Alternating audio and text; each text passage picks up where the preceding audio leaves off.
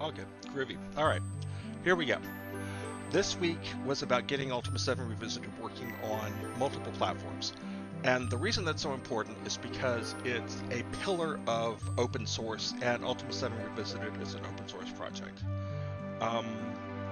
Also, getting your project running on multiple platforms can shake out bugs. It can make your code cleaner. It'll help you polish your code so you can see your face in it.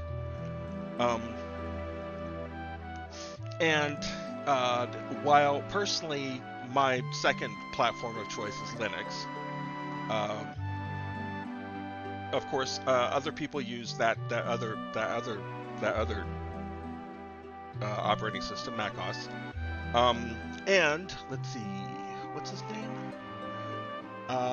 Someone in my Discord named Chief Keef Hackney got Ultima 7 Revisited working on macOS through its compatibility layer for Windows programs called Whiskey, sort of like Proton, only for Mac.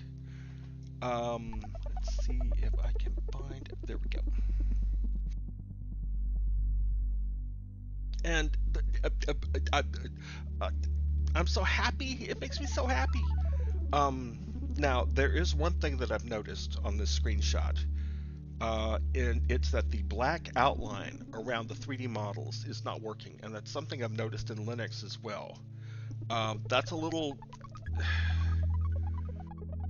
trick I'm kind of doing by drawing the outline of the model. I'm drawing it in a black, with a black line underneath the model, and then drawing the model on top of it. It looks okay in general, but it's apparently not working on alternate operating systems. It's something I'm going to have to fix. Let's see, what else happened this week? Oh man, I mean, this doesn't have anything to do with anything, but look at these! Oh, look at this! Oh my god! Look how beautiful it is! This is from Final Fantasy Tactics. If you've never played that, someone re-rendered all of these 3D backgrounds in a higher resolution, but without destroying, the picture. I mean, it's exactly what we're trying to do with Ultima 7 Revisited, and they did such an amazing job. Oh, I would play the crap out of this. Okay, but that's neither here nor there. So let's talk about what actually did get done. Let's see. I can never remember his name. rsaarelm. And if you're watching, man, I'm so sorry. I can never remember your name. I'll figure it out. I'm working on it, I promise. But he has been absolutely invaluable this week. He has been a trooper. He has committed, or he has submitted pull request after pull request trying to get the project running and building again under Linux, and I wasn't even aware it was broken. Now, here's where that stands at the moment. This is, of course, a virtual machines running Ubuntu. Let me sign in here. And right now, the oh, hang on, wake up. Right now the project will build, it builds successfully, but when it starts to load, it falls down a series of endless loops. And let's force quit that, thank you. And so it builds, but it does not run. We're having some issues with the model loading on Linux. Why? I don't know. I tried building raylib from source. I was able to get that working, and apparently raylib does not like loading OBJ files with more than 4 vertices that belong to more than 4 triangles, which makes the models very simple. But of course, we usually, do have simple models. But if I can get Blender to come up here, some of our models are much more complex. I'll show you here in just a second.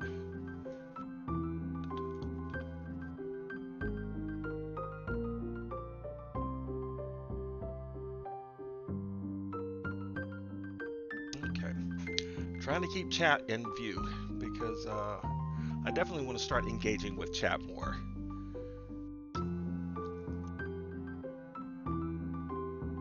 Oh, for crying out loud, get that off my screen. Thank you. Reference cube, delete.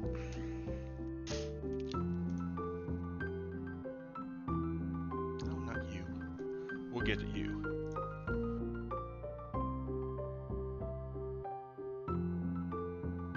There we go.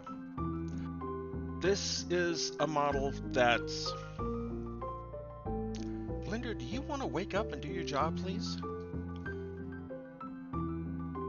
Do I have to import it for crying out loud? Import an OBJ file.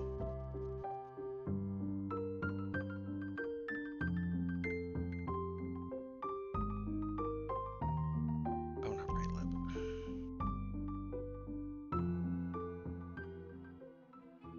Models, 3D models.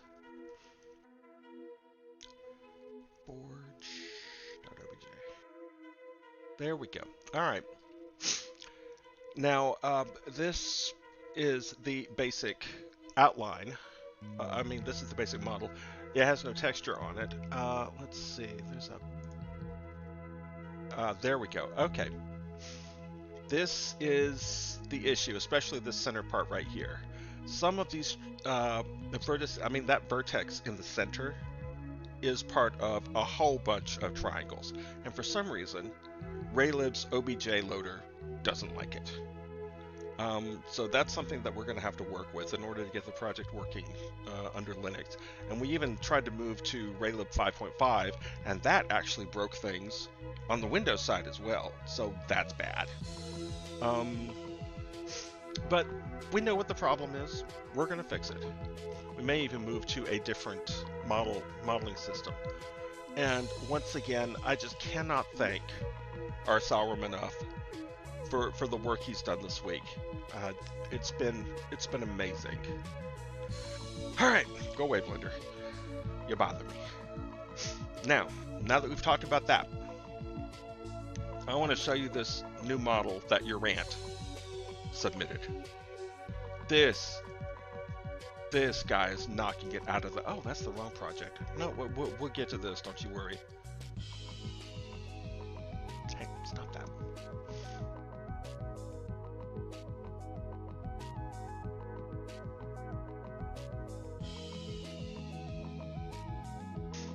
Oh, please tell me I pulled the right version and it builds and runs.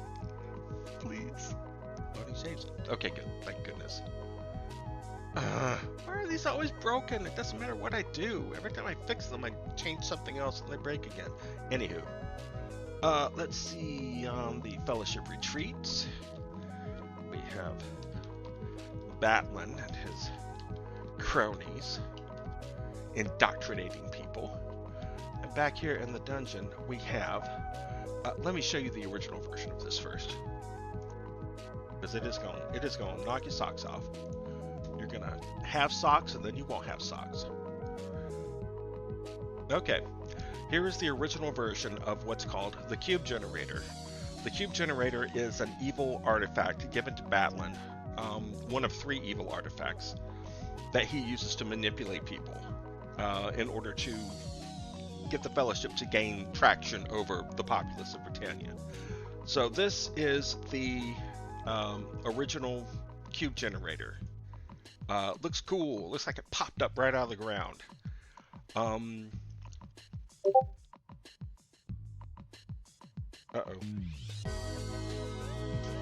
All right. And here is the 3D one that UrAnt made. Look at that. Look at that. It looks like it came straight out of the original game. He even used voxel rocks on top of it to make them really 3D. He's got the little shadows. They're baked in. They're not actually cast. But they do such a great job of making it look... And look how well the edge blends into the ground. Oh. I am blessed to have people doing this kind of work for this project. I did not think. I worked on this project by myself for at least the first year. And frankly, I didn't think I was ever going to get anyone else, to help me out with this. And for me to have attracted all of these wonderful people, and I know I keep saying this, but I can't help it, it's true. All of these wonderful people who love Ultima as much as I do and want to see it rejuvenated this way. It just makes me happy. It just makes me happy. I can't wait to see the sphere and the tetrahedron. Those are going to be cool. Alright, so unfortunately that's the only thing in the project I can give you that is visible. Everything else has been knee-deep in the code. Which hopefully I'll have, some more virtual machines for you next week, showing everything running properly this time. Not Peachtree. Yep, it is. Look at the edge. Look at the little with the bevel. Look at the bevel.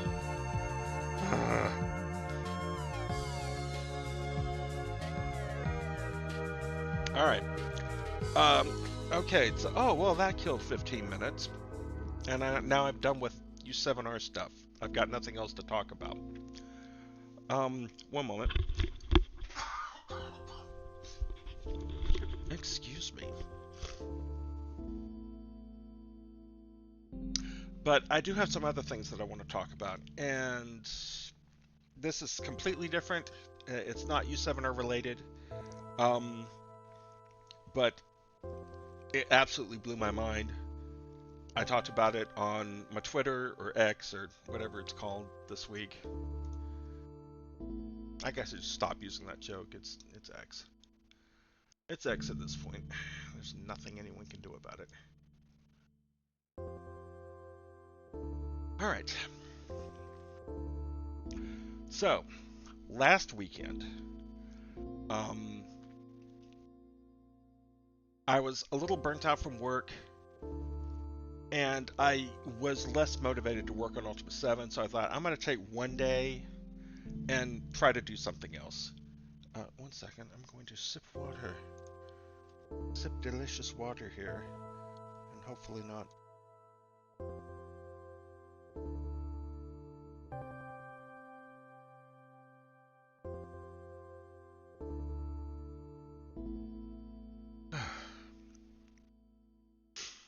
What was I saying? Oh, right.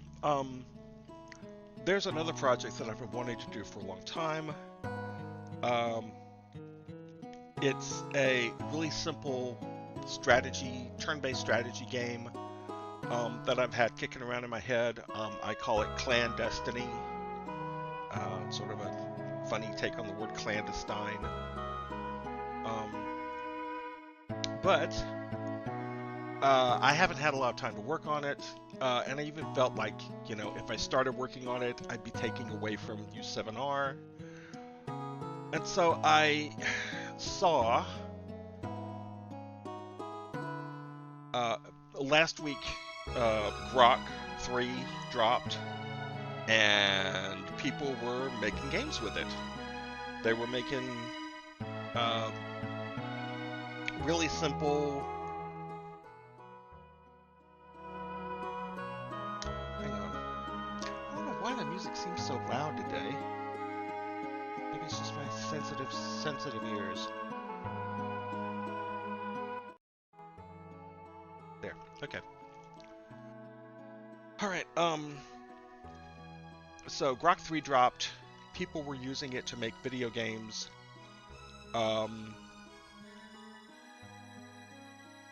I've lost chat. There it is. Okay. People were using it to make video games. I thought, what the heck? I'll try to use it to make a game and see, how far I can get with it. Because the assumption I was making was that eventually Grok would get confused. It wouldn't know what I meant. It wouldn't be able to generate what I wanted, and then I was going to have to take over for the software. Um, so I wrote about this on my X, and this is lame as hell.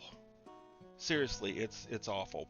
I mean, I'm going to bring up my um, X and just go through a thread with you, a thread that I wrote. And I'm terribly sorry. I wanted to put a presentation together. I did not have time. Let's see if I can remember where this is.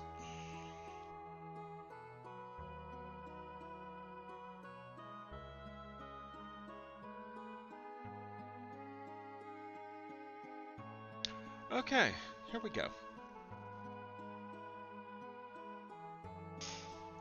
All right.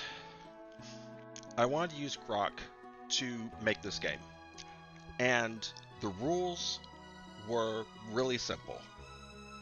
Um,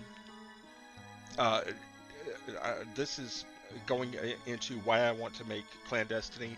I'm actually going to talk about that a little later when we play Civilization 1, which we're going to play later. So the rules I laid down for myself was Grok has to write all the code. If there's a bug, I have to describe the bug to Grok and let Grok fix it. And then I have to use Grok until Grok can't take it anymore. Until Grok simply can't generate what I'm asking for with my prompt.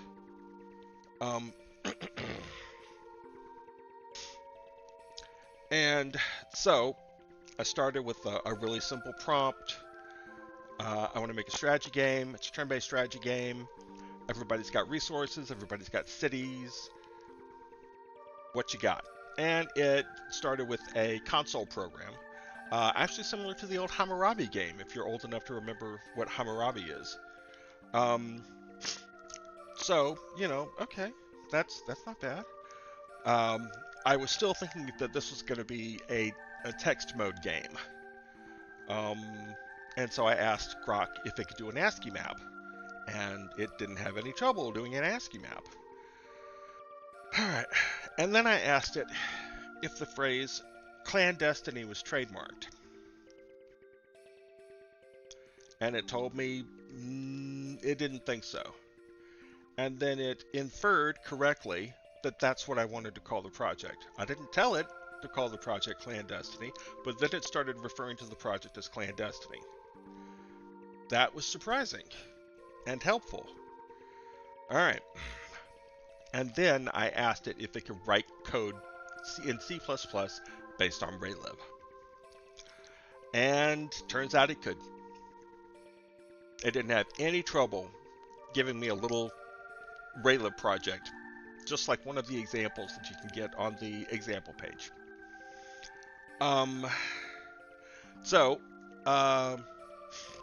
Told Grok, hey, the map is going to be rectangular, not hexagonal.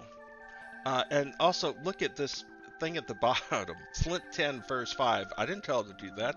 Clan Red Fang. I didn't tell it to do that.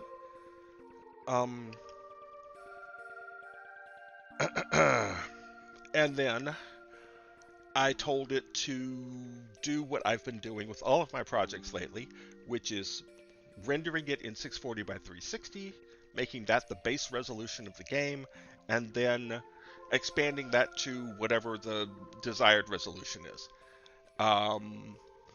Told Grok to do that. Grok had no problem doing that. This is a 360 by 480.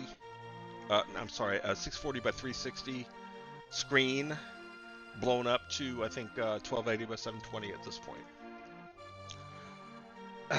And now, because I had a map, it was very easy for me to start working on terrain generation. And I can't tell you, I just can't tell you how incredible it was to be able to tell Grok, try this. Oh, that doesn't look good. Try that. Maybe tweak this and that and this and that, without me having to go online, read Wikipedia entries about the different types of terrain generation.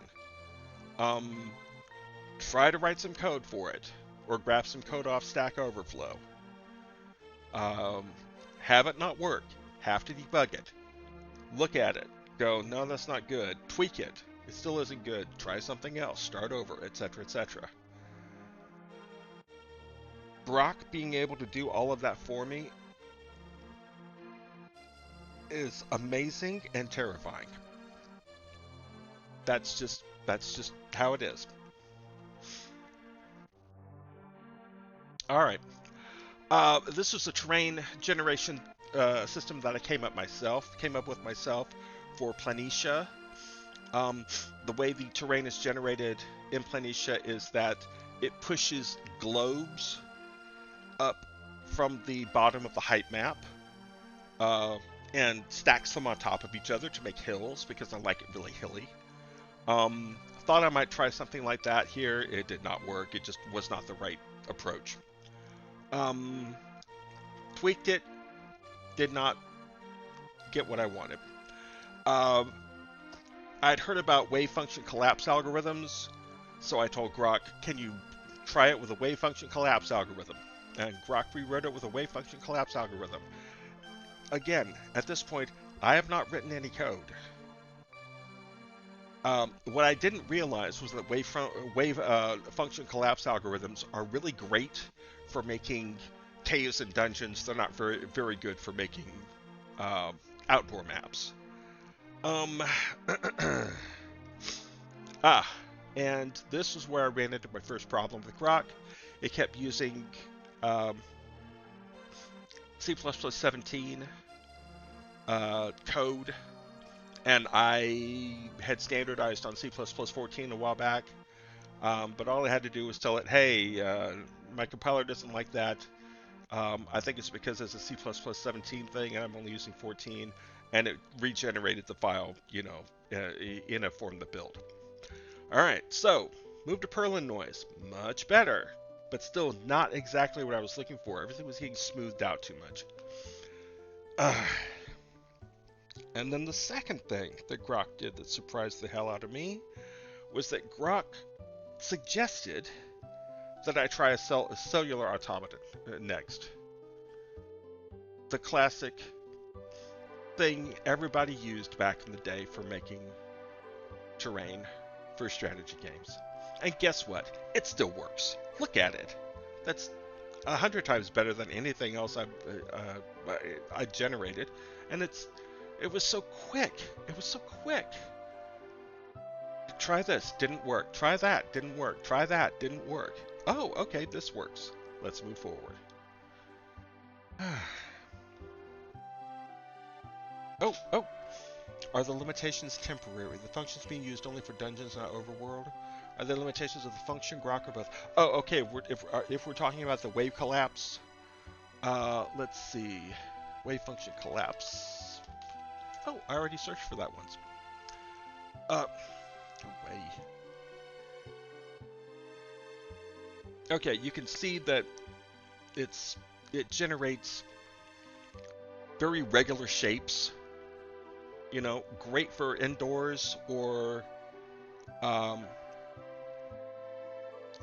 winding caverns or something like that. Wasn't exactly what I was looking for my game. So not a limitation of Grok, limitation of the function. Okay. All right, and then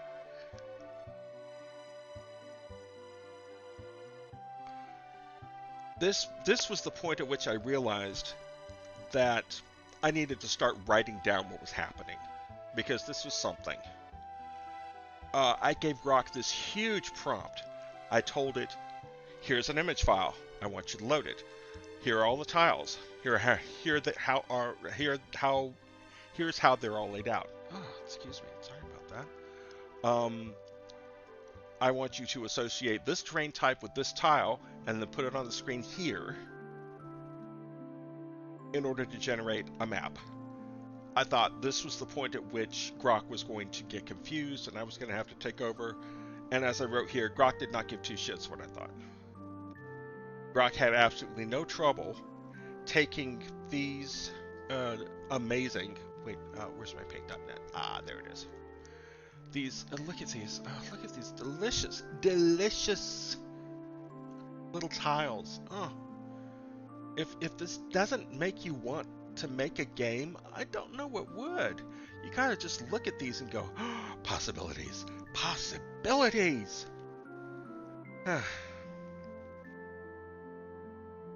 But yeah, I had seen these before. These are actually for making a game that's closer to Fire Emblem, but I didn't think I would have any trouble using them for what I wanted, and I didn't. So I gave Grok that tile sheet, told it for each terrain type, draw this particular tile. Let's start with a viewpoint in the middle, and then draw a 15 by 11 section of terrain based around that point. And Grok did it right the first time. I didn't have to debug anything. And like I wrote here, this was the point at which I realized that I might not have to take over for Grok. I may just be able to tell Grok what I want and have it write it. Which, again, simultaneously terrifying and liberating. So I just kept pushing forward. Added the minimap. Added the ability to move the minimap around by dragging in this area. Added the viewport that corresponds to what this is.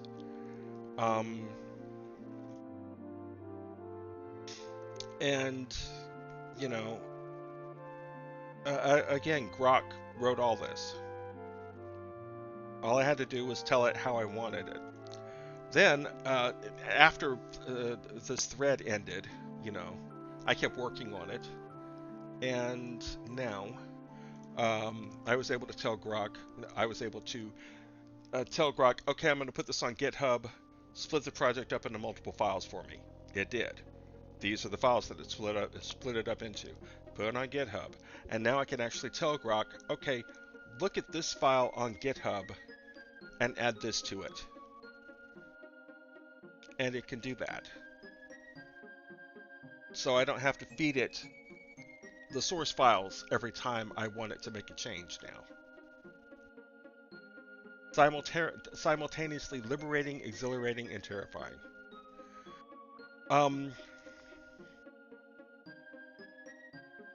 I gave it information about what kind of buildings will be in a city. I gave it information about what kind of units and what they're capable of. I'm going to be giving it more information about the tech tree and the worship tree, which are the two different things that you can focus on in the game. And it has had no problem doing exactly what I asked it for. Make sure all of the initial towns are within this radius, but at least this far from another player. No problem.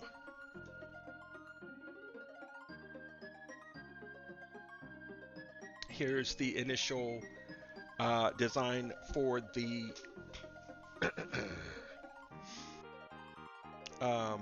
for what the clan is going to the resources that the clan is going to be able to use. And I'm going to talk a little bit more about this when we start to play Civilization.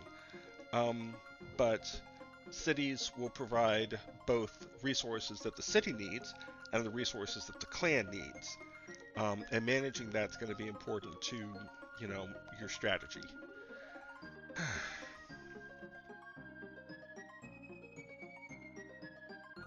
Exhilarating, liberating, and terrifying. I am going to continue to use Grok for this project. I won't let it get in the way of U7R, I promise. But I just want to see how far this can go.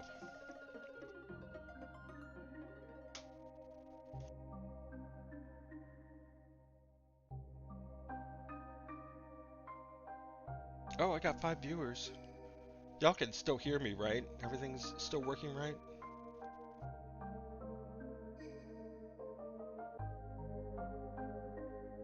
Okay, nobody's saying anything, but that's okay. I'm gonna take a drink. Oh, yes, sound is fine. Thank you, not Peachtree. One moment.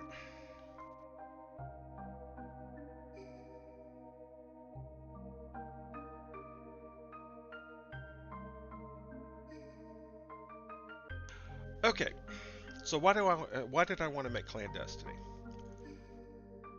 Couple reasons. And the first is civilization has gotten too complicated. It just has. I lost the last civilization I seriously played was 5, and I enjoyed it. I found the 1 unit per tile thing very annoying, but other than that, I enjoyed it. Did I enjoy it more than 4? Yeah, I think I did.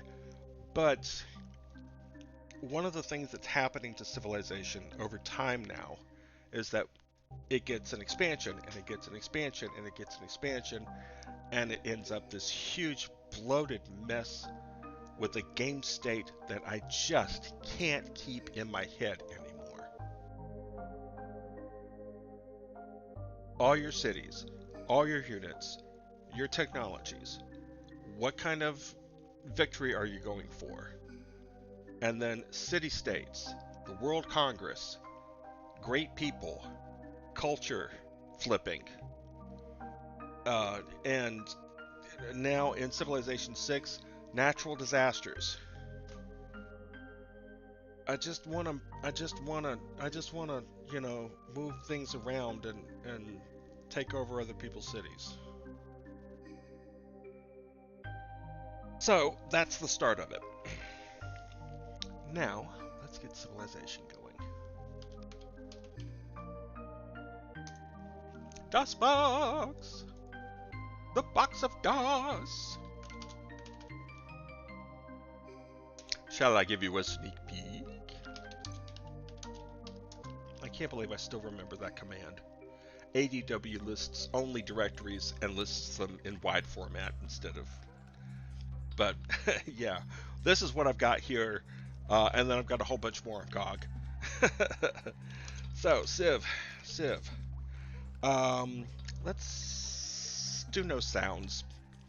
I think ultimately I'd much rather just have the music in the background.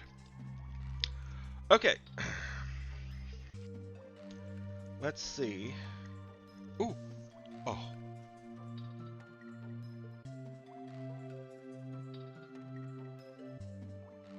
The best music. Hi there. Hi there, GameFX. Yes, we're playing Civilization, and I'm going to use this to critique later games in the series. Let's play on Warlord. I'm not that great at this game. I always play Babylonian first. I think it's an amazing civilization. And secondly, it's green, which is my favorite color. Good grief! Irrigation, mining, alphabet, bronze working, pottery, and roads. I'm halfway to the end already. And look at this start! Oh man! Game loves me. Okay, it's not that great. We've got some desert here that's useless, but we've got a river nearby. Oh, crud. Okay, yeah, this wasn't a great start, but we'll make it work. Okay, now let's talk about... Let's wait till we make a unit. Okay, let's talk about iconography. That is the second reason why I wanted to make Clandestiny. Let me boot up... okay, here on Civilization 1, look at that. What is that? That is a militia. Who does it belong to? It belongs to green. You can see that instantly just by looking at it. This iconography came from board war games. which Sid Meier loved to play. And it's something that the later games have gotten worse and worse and worse at. Starting with Civilization 2. Let me show you that. Where is that? It should be on the desktop.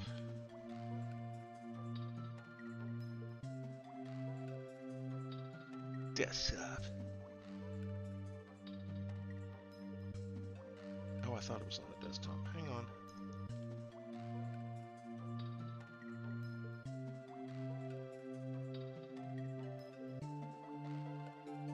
I told you. I didn't have time to plan for this stream. So you're just getting what you're getting.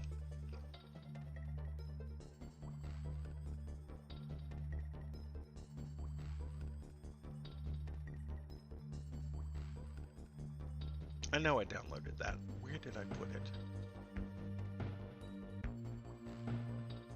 Did I put it in local?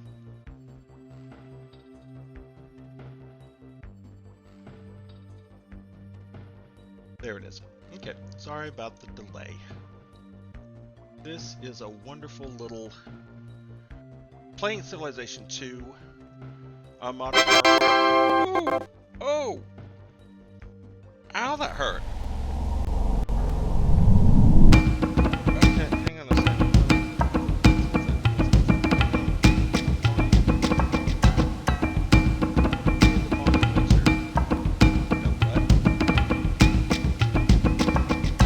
Oh my god.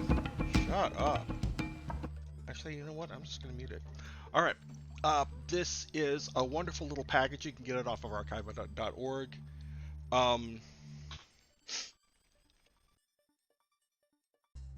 Who's UrAnt? I can't remember all y'all's aliases. I'm terribly sorry. I'm 53. I barely remember my own name sometimes. Okay. This is a wonderful little one thing you can just unzip and play Civilization 2 with.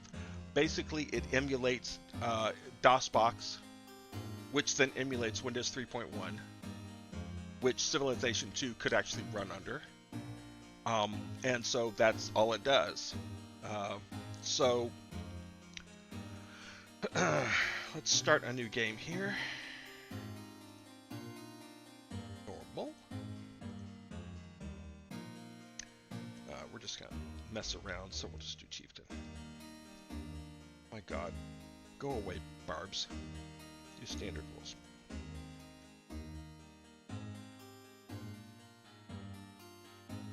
Hammurabi again. Classical forum.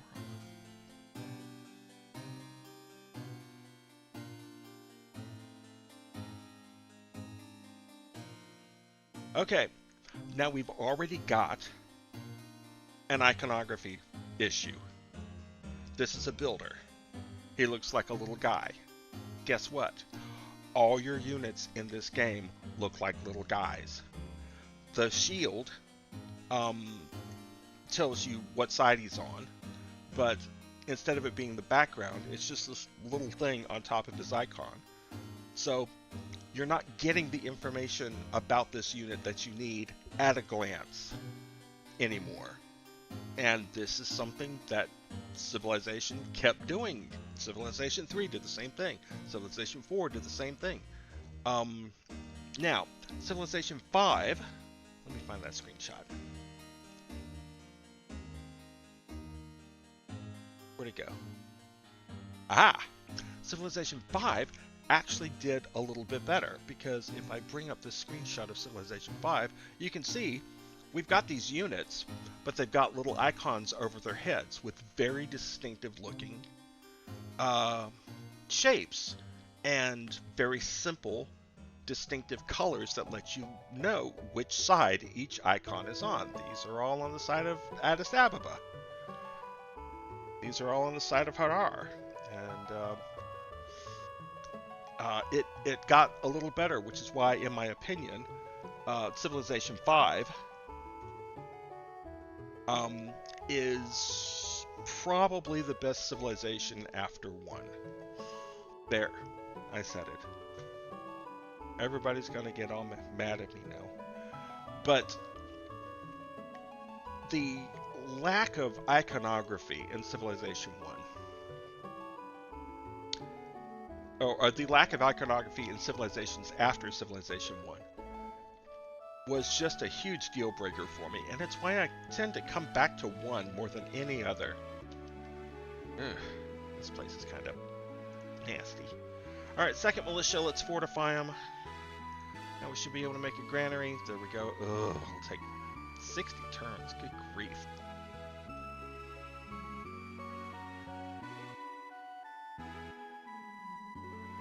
Okay, fine. Let's start over. It wasn't a good start. Let's start again. No, not the tax. There. Quit the DOS. Yes, quit. Civ.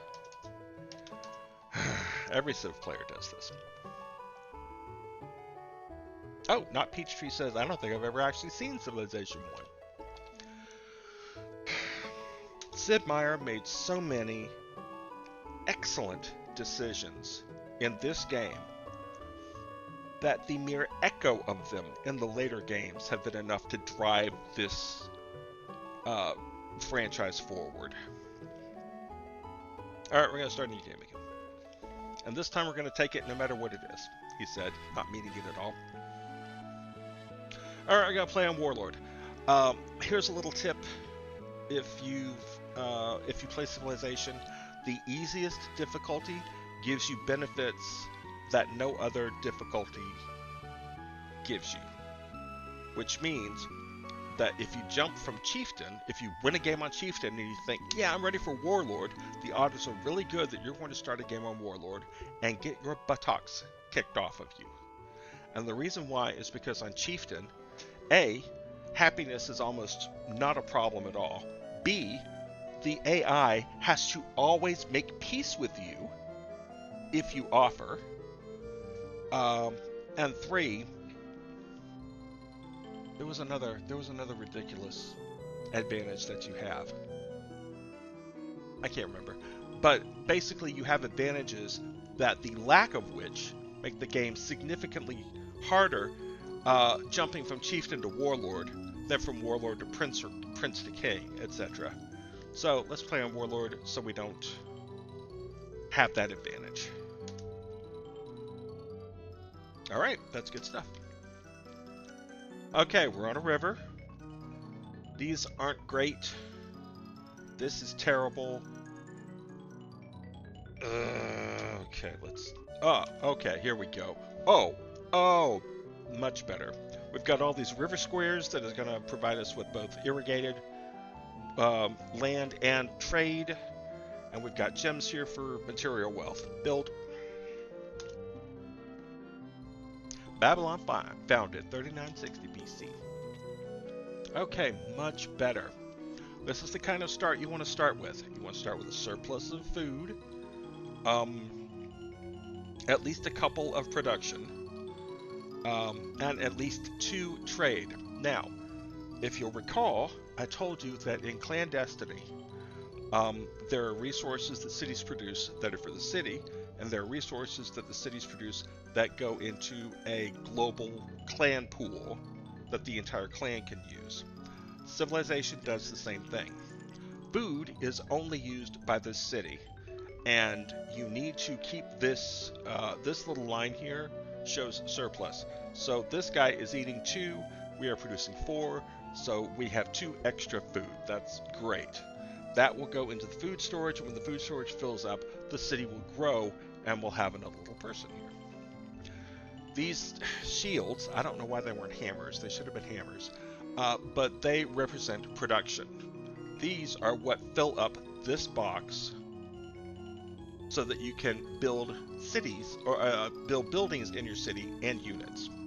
Again, this is only for this city, but this is trade. Trade goes into a global pool, and how that trade gets split up is based on your tax income or your tax settings. Right now it's at 50% money and 50% science.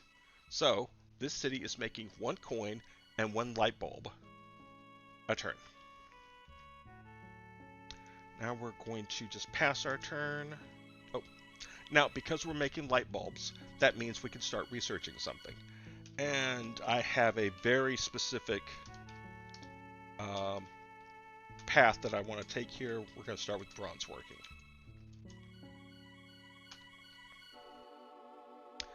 Now, something else. You can see that this tile is being worked by this villager.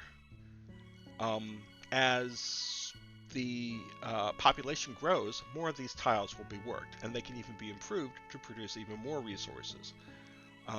Once we get somebody on here, in fact, I can put it on here right now temporarily, and you can see that gem gives us 3 trade, which is amazing. But let's leave it there for now. All right. So the iconography isn't just of the units and the cities; it's also of the terrain.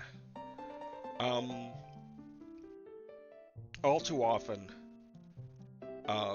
you know, I'll be playing a later civilization game and I'll have to turn on the resources for each terrain, because you can do that in most of the civilization games. I'll have to do that just to be able to tell what, you know, is coming from where. And I kind of hate that I have to do that. Oh, here's a goodie hut. Let's take a chance. Oh, we couldn't have gotten better. Alright, unlocked bronze working. That's great. That means we can make phalanxes, which have a much better defensive score. Now we are going to go for Code of Laws. Okay, now we can stop. No, yeah, we can stop making this and start making. Do we want to start on the Colossus? I don't think so. Let's make a temple. So, this mounted unit will now be our explorer because he can move to a turn. We will take these 2 militia and fortify them inside the city so that if the city gets attacked, they can defend it.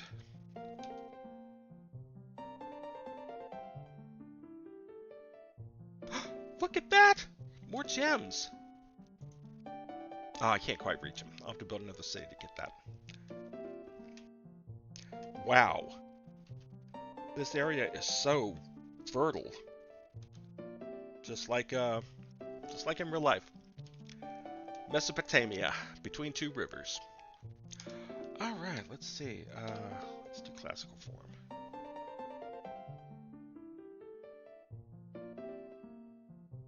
Babylon builds a temple. Okay, we've got 3. So now we are going to change to settlers. Now, settlers are interesting. They can make another city, but they can also improve the terrain around your city. But not only do they take resources to make, they will take one of your population away. So, be careful. If you've only got 1 pop and you make a settler, you basically destroy the city. So let's not do that.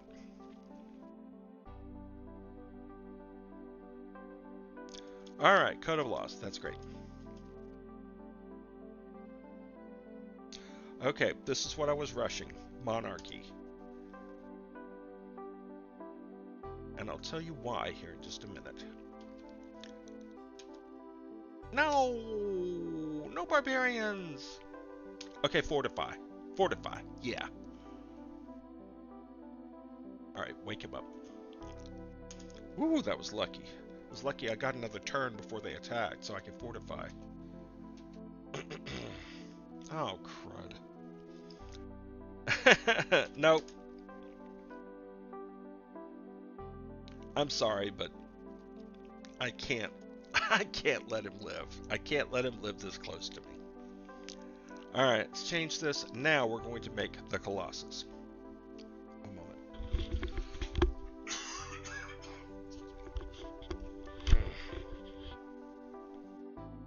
Okay. Colossus and Monarchy is the key to expanding quickly in the early game.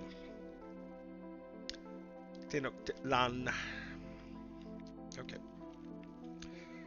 Let's see what we're doing here. Alright, the good news is, oh, he's got another city here. Oh, now I'm stuck. I'm stuck because you can't move from an enemy square to another enemy square. So he literally can't move anymore until this settler moves. So I'm just going to fortify him right there. Alright,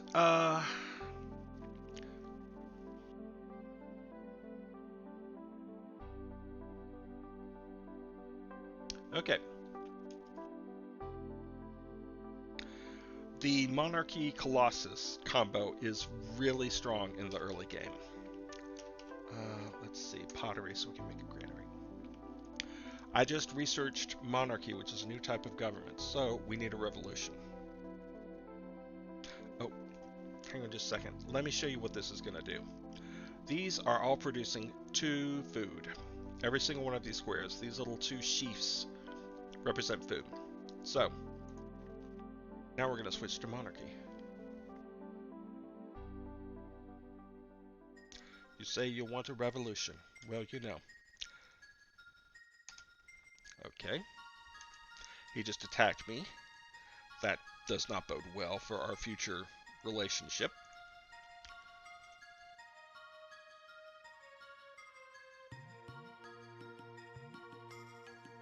Alright, we're now producing 4 production a turn.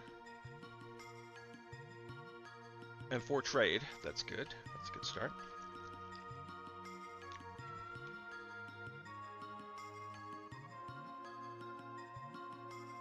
Oh, there we go. Copper protection. Hang on, I had that hanging around someplace.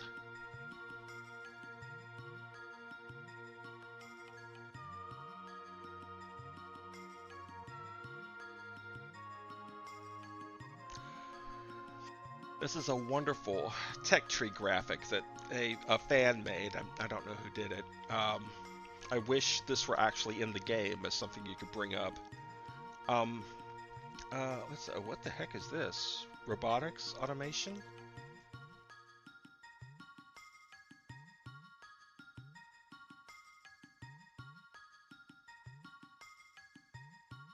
Robotics. Wow, right here at the end. Plastics and computers.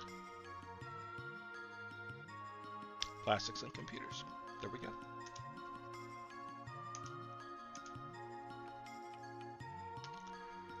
Alright. Let's see, can we wake him up and get out of here? No. Poopy McPooperson. No, I don't want to talk to the Aztecs right now.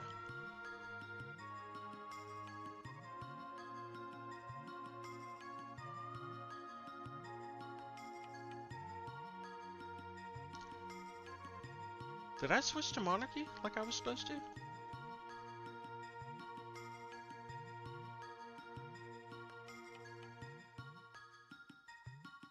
I think I may have messed up.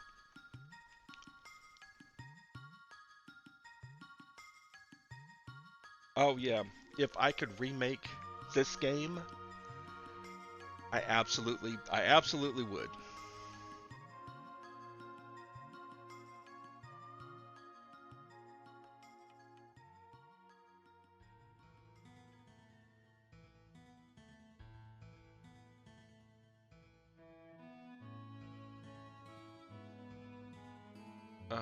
Let's see.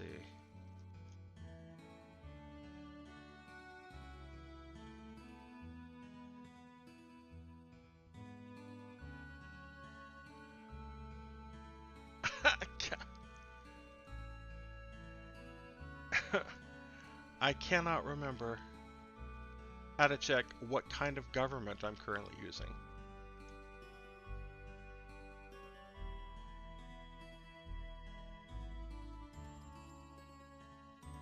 King Hammurabi. Okay, well that didn't do as much as I thought it was going to do. Under a monarchy, a lot of terrain types will produce a 3rd food. But it doesn't look like any of these actually can do that.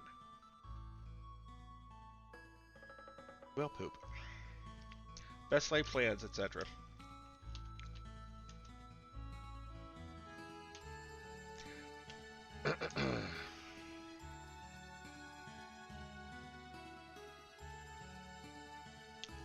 Alright, now we can make granaries. Let's see, iron working so we can make legion. Because someone's going to attack us, they always do. Oh, look, yes, just like that. Alright, now, no, I don't want to. If you look at my money per turn, it's going up by 1, which is pretty much what you want. You don't want it even. You want it going up by 1 a turn. Is that okay? That makes 3. But now we're short 1. Okay. Crud, crud, crud, crud. This isn't a bad start, but I don't have the people necessary to take advantage of it yet.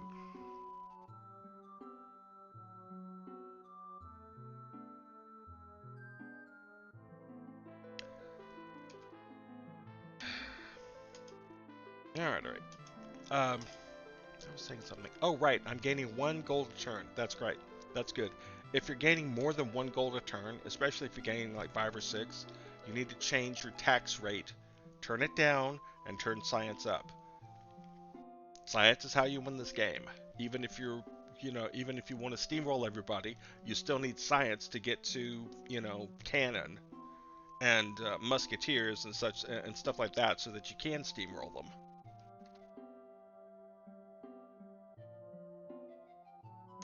Oh, he does not like me being there, but I can't move because it's all his fault.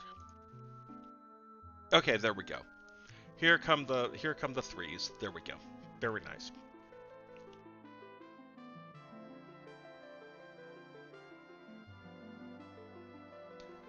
All right.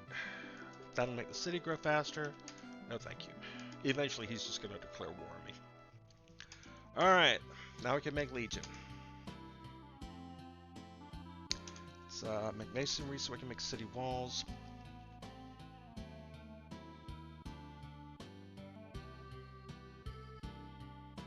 Alright, I can't road on rivers yet. I need bridge building for that. But you can see that even without a road, it produces the same amount of food and trade as a square that doesn't have a river on it, but does have a road. Which means that when I can build a bridge here, it'll produce even more trade. Using your resources properly. I mean, look at all this. I want all of these tiles being worked, every single one of them. Although honestly, I should build a second city. And that looks like I mean, look at this.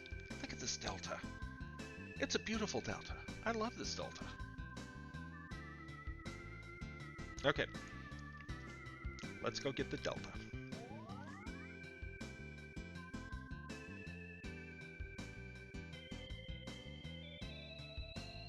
I am unhappy. I am unhappy. Yes. We ignore your hollow threats. We will accept a signature. Go away. Ah, look at this. Look at what this game is doing to me. This is not fair. What did I do?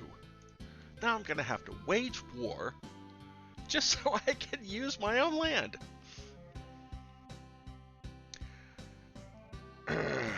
Which means that I can't use this settler for its intended purpose yet.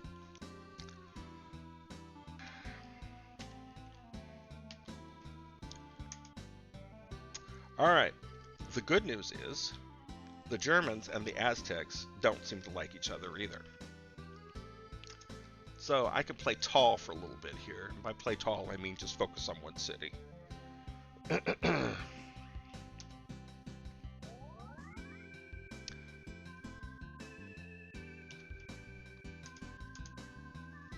It's 2000 BC already? No, go away.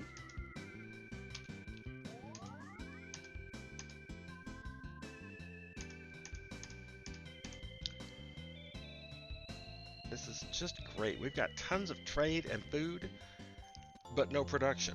I need to get this Colossus built. Wheel will give us chariots, which we're gonna need. Oh, look at this, it's pathetic. Oh, look at this.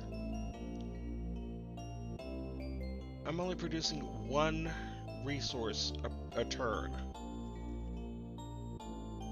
Because I'm having to support 4 units. Ugh.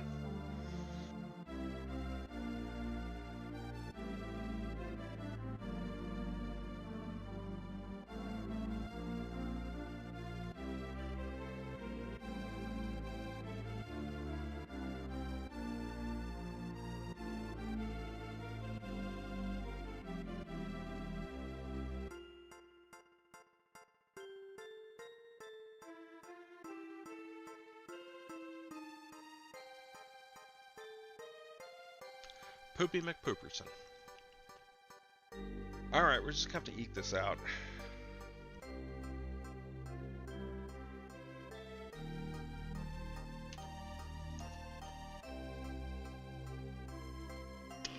Puny, yes. We are puny.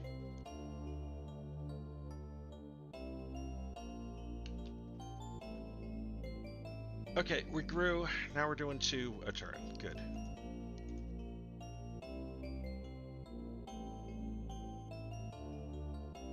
I'm going to focus so much on production that I can't grab this beautiful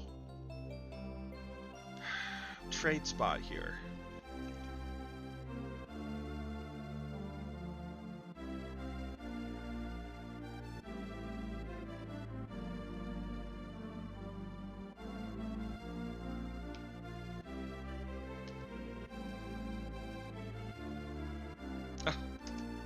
Well, I would have liked to have done that, but as long as I get Colossus, I'll be happy.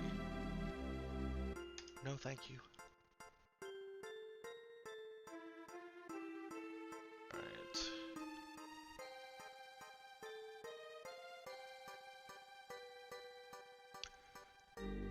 Let's see if I can find a square that produces one. Aha! Alright, now we're cooking. Now every single square is producing at least 1 shield. Colossus will come much faster now.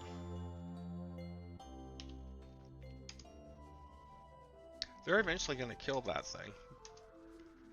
See? They killed it. But that's okay. Because now I can make chariots. Mathematics. Mathematics for catapults.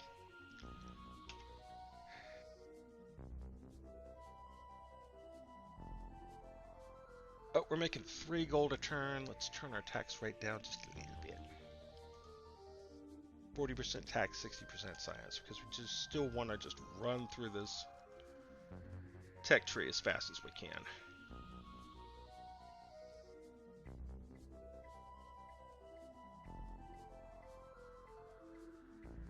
I don't like this. You're getting lots of good early wonders. If you weren't aware, the AI in this game is incredibly primitive. When an enemy civilization builds a wonder, they didn't build it. They just randomly, the game just randomly gives it to them.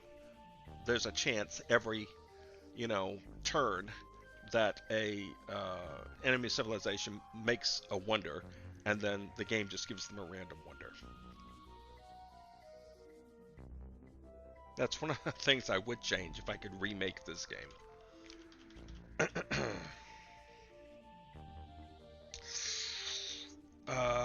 We're gonna need to stay on this war footing. Currency.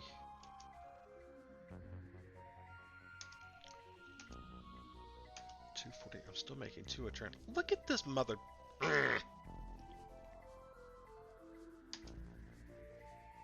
He is gonna set up a little city over here and over here, and I'm just gonna have to pop it. That's all there is to it.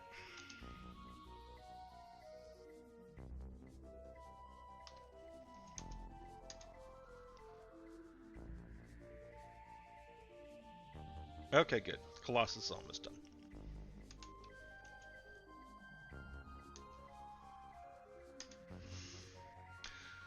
Okay. All right, we've grown to the point where any citizen that comes after this one will be automatically unhappy. In order to fix this, you have to build improvements that make unhappy people happy, unhappy people content. These are content people. Or you have to create a luxury, which is represented by these two diamonds, that turns an unhappy person happy. You can see that by reducing the amount of production that the city makes, we've converted that into an Elvis, the king, which is making one citizen happy, which balances out this unhappy citizen, and everybody will get back to work. Now, of course, that means that the entire city is now less productive than it was, which is bad. But right now, I think this is what we're going to have to do. We're going to have to Elvis our way out of this. Oh, nice. Grade that, please. Thank you. Order restored in Babylon. Now build me a Colossus.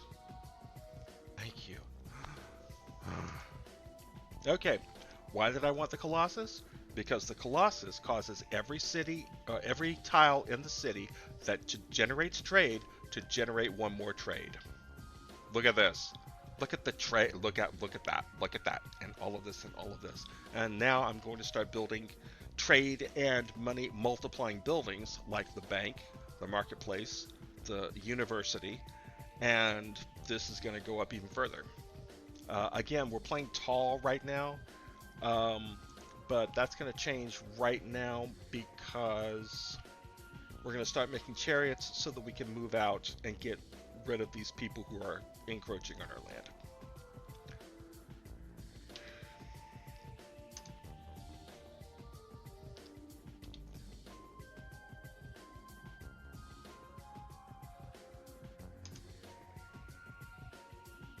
Babylonian wise men discover the secret of currency. Let's do mysticism so that we can start making more powerful temples that will keep people happy.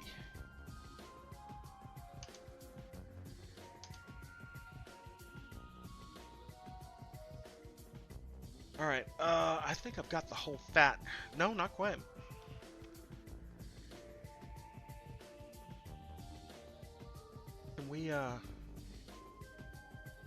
Alright, here's what we need to do. Oh, look at that. Good lord, 5 trade on a single square. And we still have plenty of production and food left over. Alright, but, of course, the city is now going to become unhappy. But we can work our way out of that. We can raise the luxuries rate. So now, we have 40% tax, 40% science, and 20% luxuries. That should, there we go. See, the luxuries rate is producing tons of luxury, which is causing, okay, I can probably turn that down. But as you can see, by raising the luxuries rate, you can make happy citizens in all of your cities at once, which can be great for, you know, keeping things going, even when people might be unhappy. Let's see, let's turn the luxuries rate down to 10 and see if that gives me one happy. All right, okay. Now, of course, as soon as the city grows again, that citizen is going to become unhappy, and we're going to have to raise the luxury rate. But for now, we can leave it the way it is.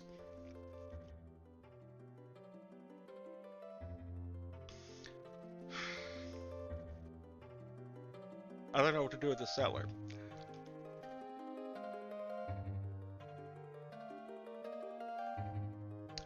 Nope. How many settlers does he have? Man, look at this bull pokey. I have never been forward settled like this before. On this difficulty, at least. Construction, that'll eventually give us bridge building. Oh, I did not mean to do that. No. No, because you're gonna die.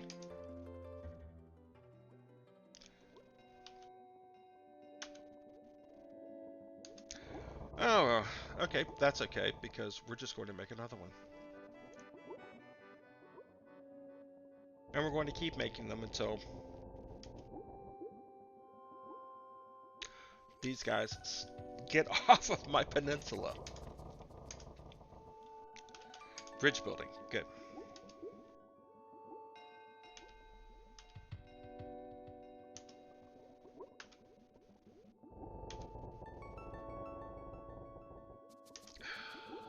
Great wall would have been nice.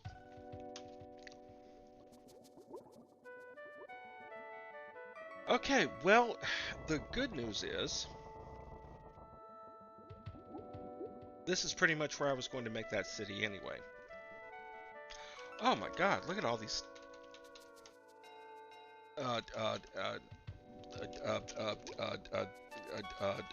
technologies that he's got that, good grief, I couldn't think for a second there. He's got the Republic already? I'm a warlord, for crying out loud. Alright, we'll take the Republic. Okay, this red means another city is using the square, which means that Germany has a town right there. But I mean, look at look at how fertile this is. This city's gonna grow like hotcakes. Look at this! Look at this bull pokey!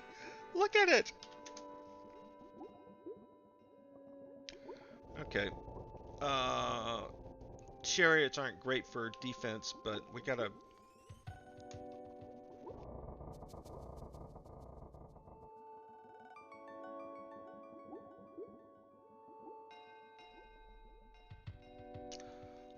Alright. This is another thing that I wish that I could turn down. There's a point at which, in every game, before you power curve, because eventually, if you hang in there long enough, you will power curve. But there's a point in the game where it looks like everybody in the world is out to get you, and then the barbarians show up.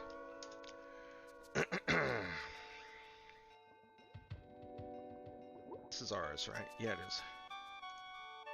Yeah, thank you. Puny, huh? Well, we'll fix that. Alright, that's great. Which means we can...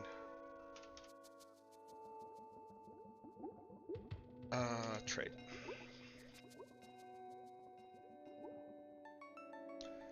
Oh, look at you! Why isn't my chariot coming out? Yes, let's buy it.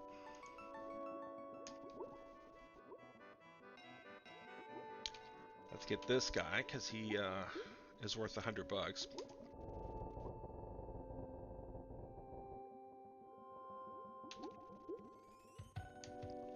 There we go.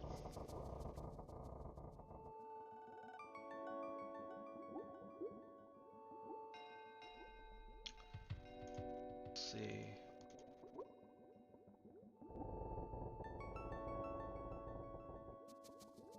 Look at this pokey! What? What? What? Oh my god. Chariot, get down here and do your thing. Actually, break treaty. There we go. Take it with a settler. Literacy, there we go. Nope. Alright. Now that he's got a phalanx protecting him, I can wake up that chariot. We can start to push these guys back, he said, immediately losing his chariot. But that's just how the game goes.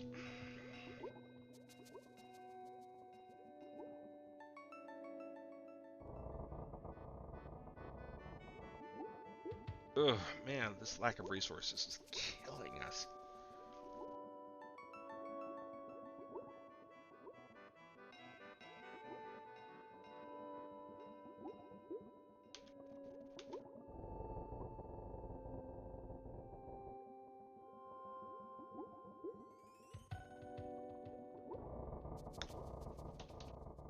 astronomy. That'll get us boats eventually.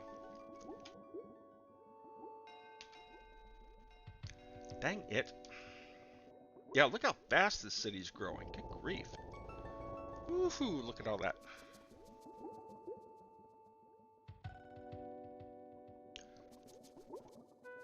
Okay, this city's got production.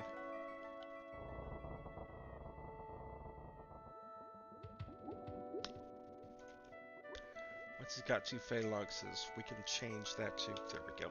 Okay, he's got 2 phalanxes. Now this city can make us our chariots.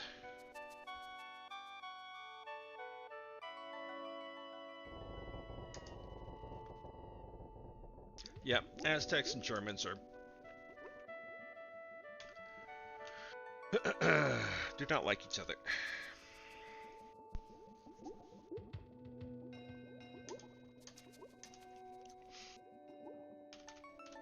Philosophy.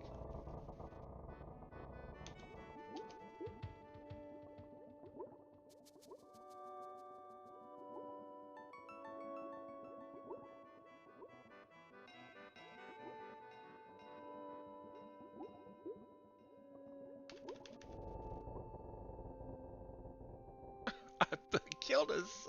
What the hell? Oh, I could have used that. It's like the game is punishing me for giving me Colossus by taking away everything else I could have used.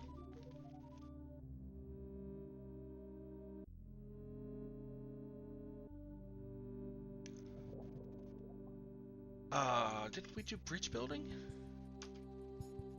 2 units destroyed. Okay, let's talk for a second about the combat in this game. It is extremely simplistic. Every unit has an offensive value, a defensive value, and a movement value. Let's see. Okay, and you can see these here. The Phalanx has an attack value of 1, not great, but it has a defensive value of 2, and that gets multiplied by things like fortification and city walls, which means the Phalanxes are really good defenders. You put them in your cities, and they defend them. Legions are 3-1-1. They are strong on attack. Catapults are 6-1-1. They are great for breaking cities.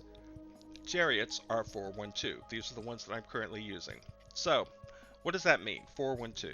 It means that if it's attacking something like a militia, when a chariot attacks a militia, there is a 4 in 5 chance that the chariot will instantly destroy the militia.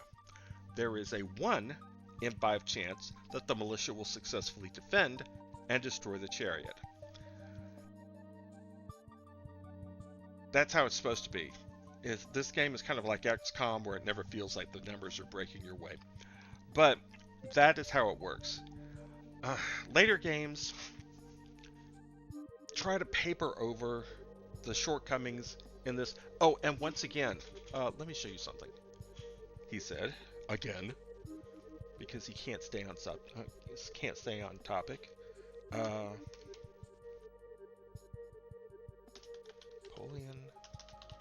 Napoleon at Waterloo.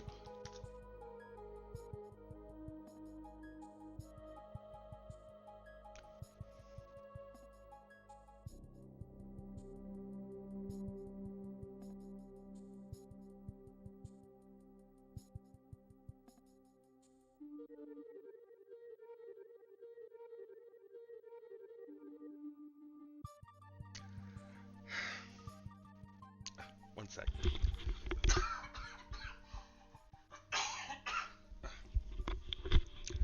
Okay, this is something dear to my heart. This is an old... it's turned wrong. Anyway, this is part of the map of an old board war game, called Napoleon at Waterloo. It was given away for free to introduce naive young children like me into the glories of board war gaming. It was a really small, simple game, but it did its job extraordinarily well, let me tell you. So you've got the map. It's a hex grid. Different types of terrain, have different movement rates and things like that. And then you've got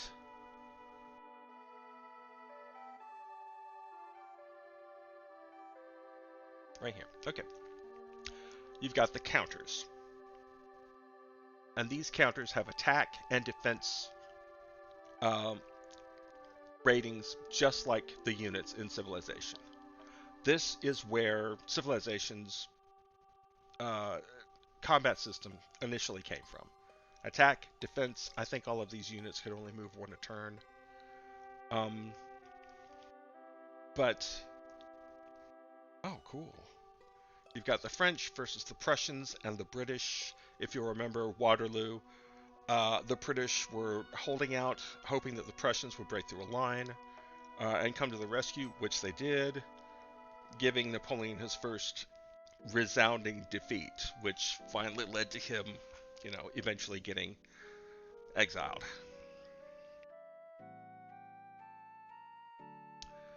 But that is where these values came from. Civilization is basically a giant board war game with, city building and technology researching, which is why it's wonderful, but it's also extremely basic. For Clandestiny, I was thinking about an improved combat system.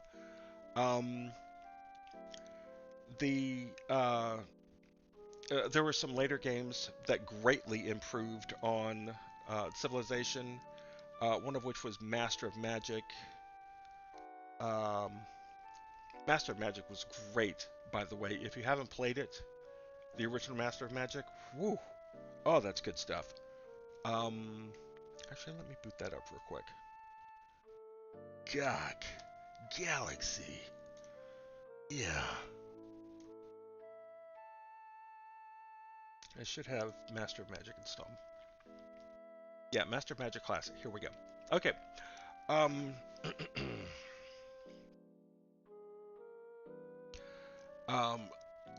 If you buy Master of Magic on GOG, you will get the original game, and you will also get this version, the community patch. Play this version. This patch is sublime. It makes the game slightly harder because it fixes a bunch of bugs, and a lot of those bugs favored the player over the AI. So it makes the game a little bit harder, but it's not a hard game overall. And it just makes for a richer experience. Oh, now I'm going to have to turn this down too.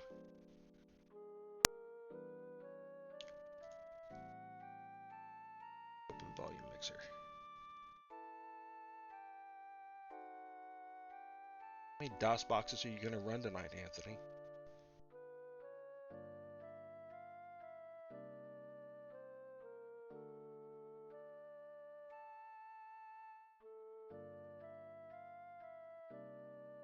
Okay, I already muted it somehow. Anywho. Do I have a game in progress? Please tell me I do. Oh, I do. Great. Okay. Next turn. Okay, perfect. Okay, I've got 2 units on the same tile here. Can everybody see? Is it working? Looks like it is. Okay, look at this panel. This panel shows me whatever unit, all the units that are on this tile. Right now, these 2 units are grouped. If I move one, I will move all of them, but they can only move at the speed of the slowest unit in the group. If I want to, I can click one or the other and ungroup them very, very easily. And again, the iconography, look at this. That's selected. That's not. That's selected. They're both selected. Now they're not. It's very easy to look at them and understand. And I really think that's missing in modern strategy games. I have to look at stuff and figure stuff out that should be immediately obvious just from looking at the map. Anywho,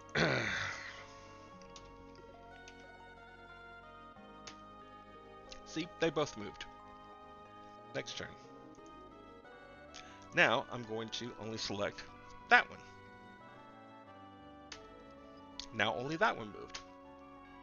And now they're not grouped anymore. So simple. So effective. Why didn't more games use this? There's some sort of weird,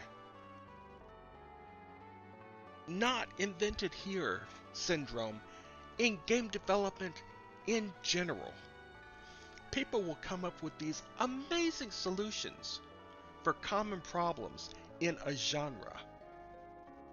And then other games in that genre won't use it. Why? I don't know. They must want their games to be objectively worse. And I know that's kind of harsh, but seriously.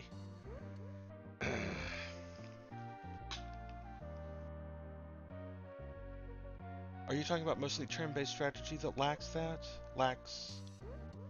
The iconography, the clarity of the iconography? Yeah, especially modern turn-based games. Blizzard was always excellent at producing obvious unit selection and management in their RTS games. Yes, they were. And they still pretty much are. Although, I will say that when I got the, hang on, Carbo mod for StarCraft.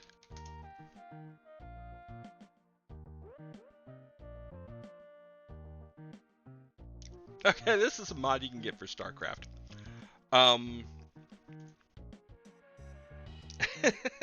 Look at this. And there's this animation studio, I think it might just be one person, called Carbo.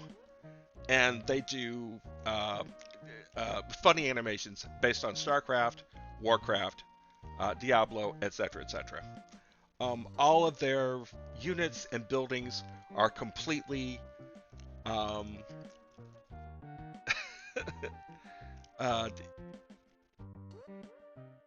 image, new tab. There we go. They're cartoony, but they're also extremely simple to look at. I mean, you can look at these and know what they are. You can look at that and that and that and know what it is. That's a spawning pool. That's a refinery. These are drones. That's the hive. So it's Blizzard's great at it, but sometimes something dumb can make it even better. There, I said it.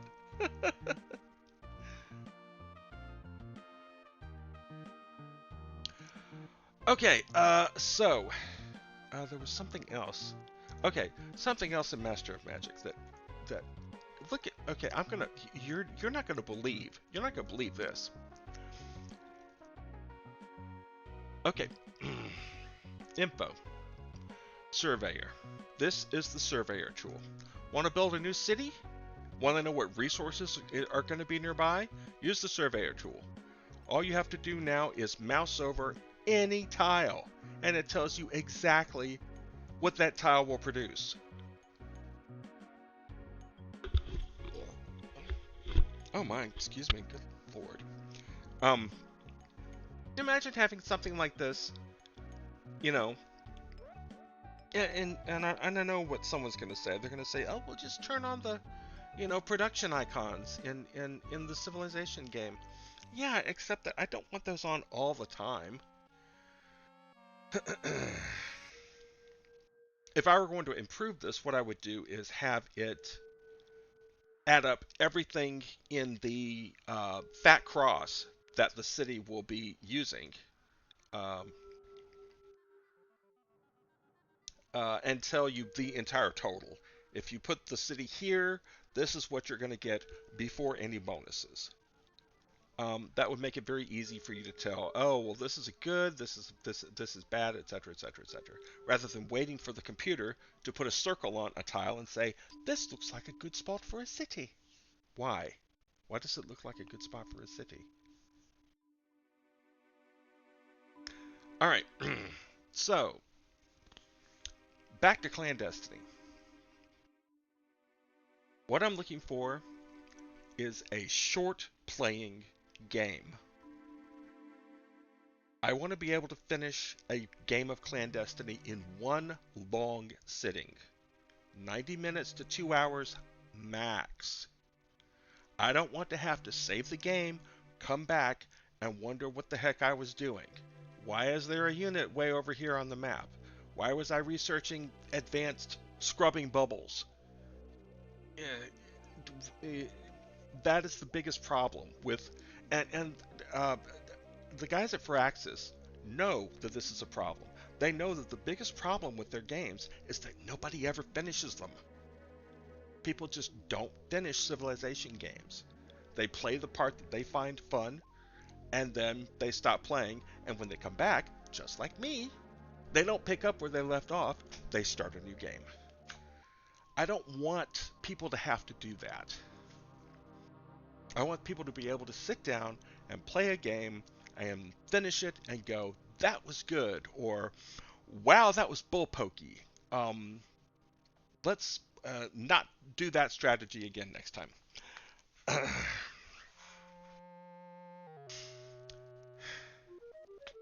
I basically just want to take all of the good little bits from a whole bunch of old strategy games that I loved and kind of, mush them together and see if they work. That's what it boils down to. Okay. And I'm going to continue to use Grok to try to do it. There is one other thing, and I may throw this to a poll on my X account, and that is the combat. As we've talked about, Civilization 1 combat is extraordinarily basic, and it doesn't get that much better as Civilization goes on. They added hit points so that units don't die immediately, but the thing is, if I've got an army and I engage another army, one of those two armies should be destroyed. Yes, doing the whole, here's a roll of a die to determine who wins, that's less than optimal. But I don't want to have to, beat these units against each other for several turns, especially if I'm clearly winning. Just, destroy the enemy and let's move on.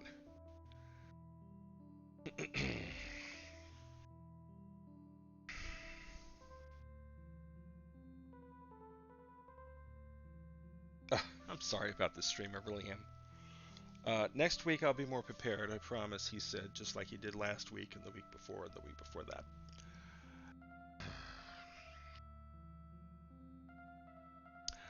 But if you haven't played Master of Magic, please play it. If you like Civilization, play this game. It's much easier to play than Civilization. It's much more fun in its mechanics. If you didn't know, let's cancel. Cancel Surveyor. Next turn. Let's get these guys back together. Oh, right, that doesn't work. Will it work now? Yes, it will. Okay. Now, we can group them together. Well, I can't group them together because this one's out of move. But, well, next turn. Now we can group them. And now we're going to move on to this tower, which has probably got an enemy in it. Guardian sprites. Do you wish to enter? Yes. Here we go. Oh, there's the music. Okay. This is the combat of Master of Magic, and it is glorious. It is completely tactical. You can cast spells to buff your units or attack the enemies. It's almost like X-Men. X-Men. I almost said X-Men. XCOM combat, where you move and then you attack. These guys are about to get absolutely destroyed by all these guardian spirits. Let's see. This is swordsmen. These are spearmen.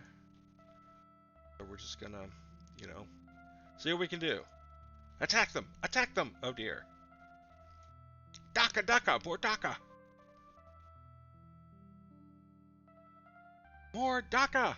Oh crud. You have been defeated. Well, that was just for a demonstration. And you might think, oh, Anthony, you want your game to play fast. Why would you, have combat like that in your game if you wanted to play fast? Well, I think there's a happy medium here, and I'm going to invoke a third game, if you'll forgive me, called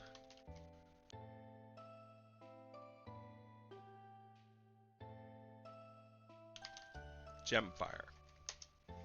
This is a Koei game, and let's turn the music off so we don't have some conflicting music.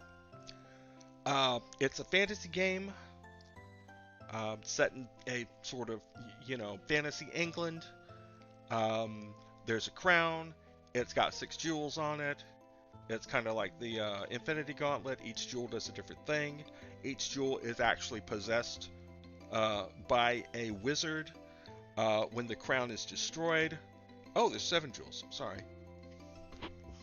When the crown is destroyed, the jewels all fly away.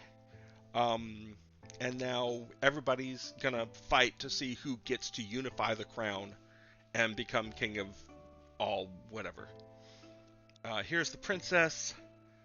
Her father was misusing the crown. He was a tyrant. She couldn't take it anymore. She was the one who broke the crown, so this is all her fault. But this is what I wanted to show you. The overworld map is risk-based or Defender of the Crown based, however you want to put it. But when you attack an enemy territory, I thought I would teed that up. Yes. Okay. Here is combat in Gemfire. It's basically a little Fire Emblem map, but this is the whole map. You have units. You can have a maximum of 5 units. So, if I allow you to stack 5 units on a square, and you move it onto another 5 units, then we can have combat like this. This combat tends to go very quickly, even though it's tactical. You can even do things like build these fences or knock them down. What you're trying to do is to capture the enemy's flag, destroy all the enemy units, or get them to retreat.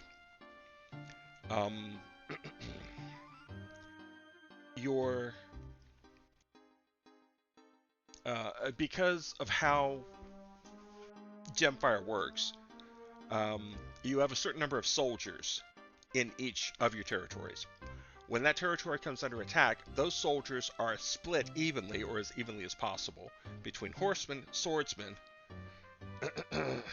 excuse me, barbarians, swordsmen, and archers. If you have a 5th unit, you can, for the 5th unit, you can hire things like orcs, which are what these are.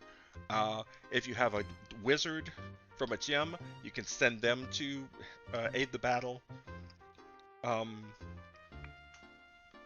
This is really kind of plotting. It's usually much faster than this. But the point is, it's tactical. I think it would be fun.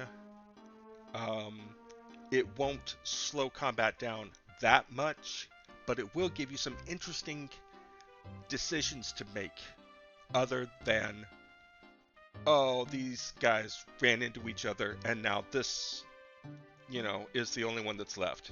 And they lost 3 of their fingers. Or whatever.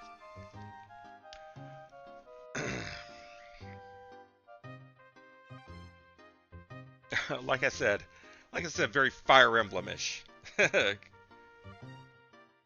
Oh man, 100 orcs versus 100 orcs. Dang. Like to see that.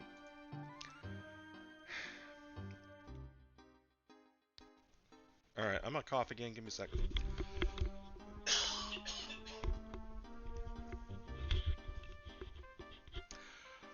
So, that's the stream, I think.